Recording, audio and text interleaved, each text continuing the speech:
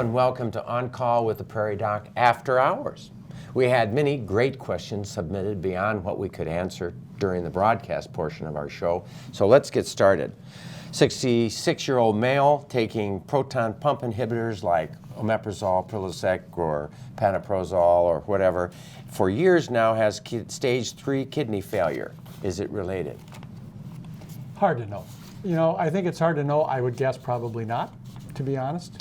It's on the list. If you go, it's on the list, but it's so rare. It's so rare. I've never seen it. I have never seen it. Have you? No. I have not seen it at all. So I would predict probably not. So talk about scleroderma and endometriosis. Well, scleroderma, I see that most often affecting the esophagus. So these are people who will struggle with dysphagia, and these people will have a lot of choking, the discomfort as well, and so we'll see that most often. Endometriosis is tricky. You can see that very rarely affecting the colon, and some individuals will have some bleeding related to that, but that is extremely rare. But so endometriosis is part of the endometrium, the lining of the uterus, escapes into the abdomen, and it lands on some colon. Lands on the or colon. Small intestine or something. Exactly. And you have to have some suspicion for that. If the symptoms are cyclical, that goes along with the menstrual cycle, that can be a clue. There's the clue. Yeah. What does mesenteric or duplication cysts do? Obviously they're there from birth. It's usually abnormality with the embryologic formation. Duplication cysts many times can be completely asymptomatic and not give you issues, or potentially could lead to some. Frankly, I don't think I've ever seen one. I've dealt with a couple with a pediatric surgeon where we saw them, and they're good in outcomes. the mesentery, or they're the small intestine? Small intestine usually. Okay.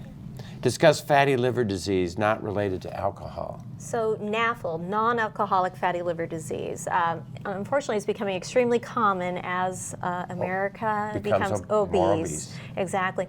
It's associated with metabolic syndrome. So these are people who are sensitive to insulin sensitivity, people with high cholesterol, the borderline high blood pressure individuals as well. So fat is not a benign process. It goes in and it will irritate, inflame the liver. Very rarely it can go on to cause scarring of the liver, and even in the most significant thing would be causing cirrhosis of the liver.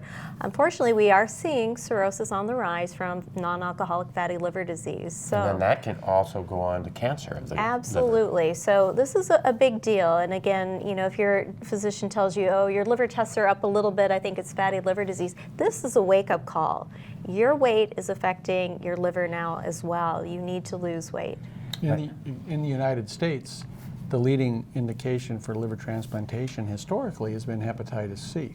Now that we've got effective treatments for that and we are screening for it, fatty liver is now increasing in the cause for need of liver transplantation. Wow. So it's like Christy said, listen to your doctor, and weight reduction and what is necessary is very important.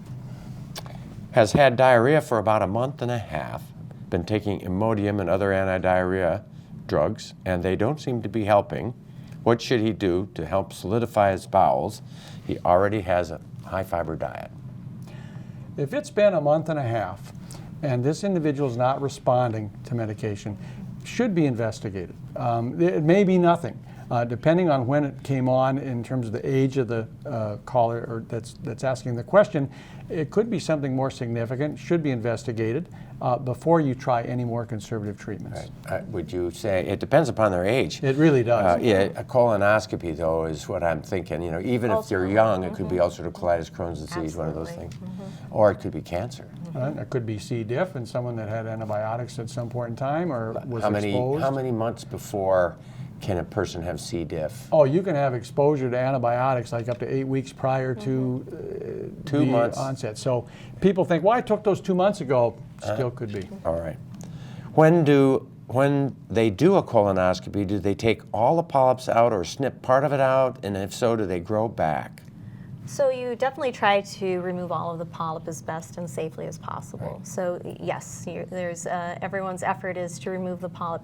Can polyps come back? Sometimes polyps can come back if that polyp is removed in what's called a piecemeal excision. So, and I tell people, if you're a polyp producer, you're a polyp producer.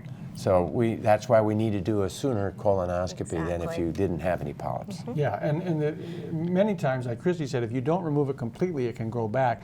But people think we do repeat colonoscopies because they grow back all the time. Not in that same spot. It just means that once you get them, you have Higher risk. of getting more of them in different areas. Right. I like to suggest a baby aspirin for people to prevent recurrence of polyps. Do you guys do the same? No. Okay. But I do.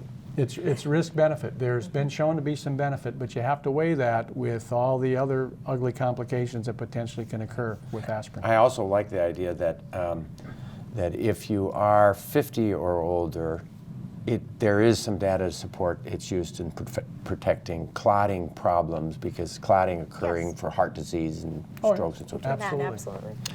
So as a general internist, I do recommend that. You guys are into the non-steroidal avoidance world because you're a gastroenterologist. What is a glottic spasm? I think that's more falling into the realm of our ear, nose, and throat colleagues, so just spasm at the back of the throat. Not something that we would deal with commonly. Sometimes it's related to panic and people who are hyperventilating, I know. But I don't know enough about it either. And you're drawing, you have that I'm drawing a blank look on your face. Yeah, I mean, there's been some relationship, rarely, with acid reflux, but glottic spasm is usually a very serious condition that needs to be dealt with by your ENT. Ears, nose, and throat, okay.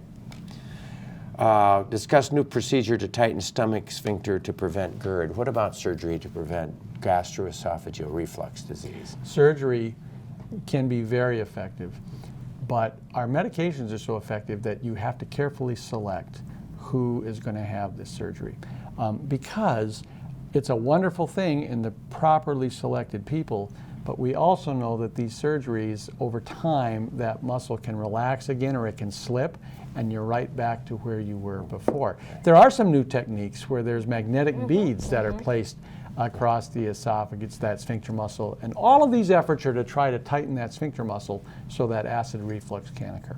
And you adjust the magnetics? I mean, you change it when you're...